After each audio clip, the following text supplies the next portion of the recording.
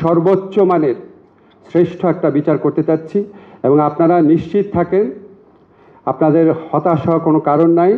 আজকে আমাদের শহীদ পরিবার যেটা বলেছে, আমি নিশ্চিতভাবে বিশ্বাস করি নির্বাচনের আগে অবশ্যই বিচার হবে। ঠিক আছে? কথায় কথায় বাংলা ছাড়, বাংলা কি তোর বাপদাদার।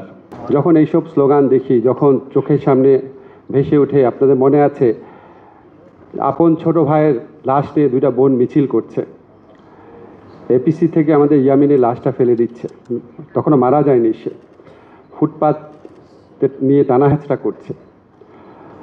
একটা বাবা রাস্তার মধ্যে দাঁড়িয়ে চিৎকার করছে যে আমি নামলাম, সব বাবা নেমে আসেন।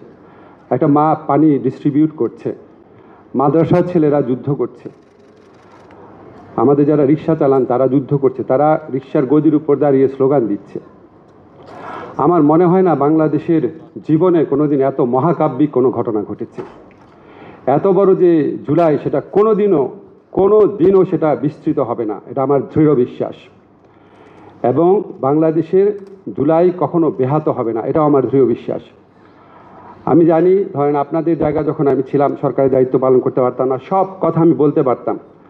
আমরা সব কথা বলতে পারি না, কিন্তু আপনাদেরকে একটা জিনিস বলি, আমাদের আসলে খুব বেশি হতাশ হওয়ার কারণ নাই। আমি আপনাদেরকে বলি, আমরা যখন সরকারি দায়িত্ব নিয়েছিলাম, আমাদের চিন্তা ছিল বিচারের কথা, সংস্কারের কথা, আমাদের জুলাইয়ের ভাইদের পুনর্বাসনের কথা, আর তারপর সুষ্ঠু নির্বাচনের কথা।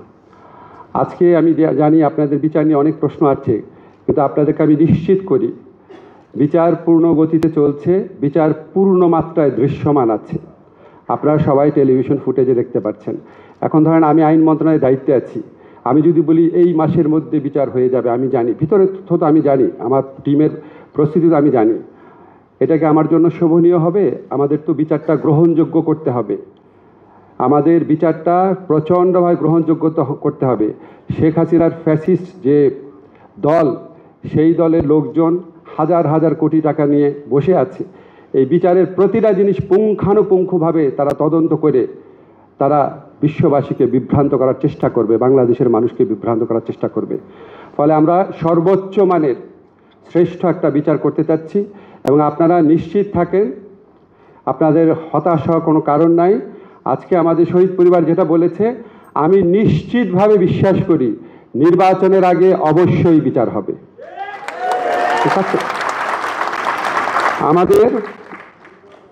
আমাদের যে সংস্কারের কথা আছে, দেখবেন আমরা নিজেরা হতাশা ব্যক্ত করি, কিন্তু আপনারা নিজেরা চিন্তা করে দেখেন তো, এখন পর্যন্ত যে এই ব্যাপারগুলোতে ঐক্যমত প্রতিষ্ঠিত হয়েছে, সেটা হচ্ছে সংসদীয় কমিটির নেতা থাকবেন বিরোধী দল থেকে,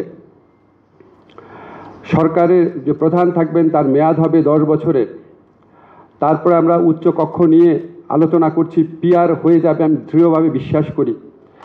আর্টিকেল 70-র যুগান্তকারী পরিবর্তন হয়েছে। আমাদের এই যে 4টা অ্যাচিভমেন্টের কথা বললাম, আরও কয়েকটা আছে, আমার এই মুহূর্তে মনে পড়ছে না। আপনি চিন্তা করেন তো, গত 54-55 বছরের ইতিহাসে কত সংস্কার ভাবনা হয়েছে, কত দল কতভাবে বসেছে, কত বিদেশিরা বসেছে, কত প্রজেক্ট হয়েছে, কোনোদিন এই 4টা ক্ষেত্রে অ্যাচিভমেন্ট হয়েছে?